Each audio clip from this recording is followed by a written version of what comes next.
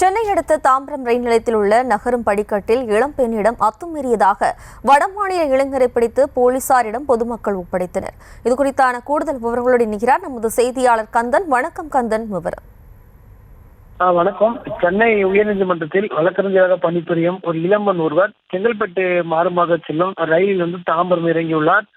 அங்கிருந்து நகரம் படிக்கட்டு மூலம் அந்த இளம்பெண் மேற்கு தாம்பரத்தில் உள்ள தனது உறவினர் ஒருவர் நிற்பதை பார்க்க சென்றுள்ளார். அப்போது இளம்பெண் பின்னாலே தொடர்ந்து வந்த அந்த நபர் அந்த நகரம் படிக்கட்டில் பெண் சென்ற போது பின்னால் அந்த பெண் மீது கை வைத்து அவரை கட்டிப்பிடித்ததாக கூறப்படுகிறது. இதை பார்த்த அந்த இளம்பெண் அங்கிருந்து கூச்சலிட்டதால் அந்த இளைஞர் அங்கிருந்து தப்பி ஓடியுள்ளார். உடனடியாக அந்த இளம்பெண் மேற்கு தாம்பரத்தில் உள்ள அவரது உறவினருக்கு தொலைபேசி மூலம் நடந்தவற்றை புகாராக தெரிவித்துள்ளார். விரைந்து வந்த அந்த உறவினர்கள் தாம்பரம் நிலையத்தில் நின்று கொண்டிருந்த அந்த வடமாநில இளைஞரை பொதுமக்கள் உதவியுடன் பிடித்து தருமடி கொடுத்து தாம்பரம் காவல் நிலையத்திற்கு நேரடியாக கொண்டு ஆஜர்படுத்தியுள்ளார்.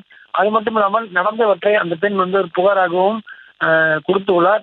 தற்போது தாம்பரம் போலீசார் விசாரணை மேற்கொண்டதில் நகரம் படிக்கட்டில் ஏறும்போது நிலை தடுமாறி அந்த பெண்ணின் மீது கை வைத்ததாகவும் தெரிவித்துள்ளார். ஆனால் தற்போது இந்த வழக்கை தாம்பரம் இருப்பு பாதை போலீசார் விசாரணை நடத்தி வருகின்றனர். அது மட்டுமல்ல, சம்பவத்தில் நடைபெற்ற இடத்தில் உள்ள சிசிடிவி காட்சிகளை ஆய்வு கொண்டு அவர் மீது நடவடிக்கை எடுக்கப்படும் எனவும் தெரிவிக்கப்பட்டுள்ளது. விவரங்களுக்கு நன்றி கந்தன்.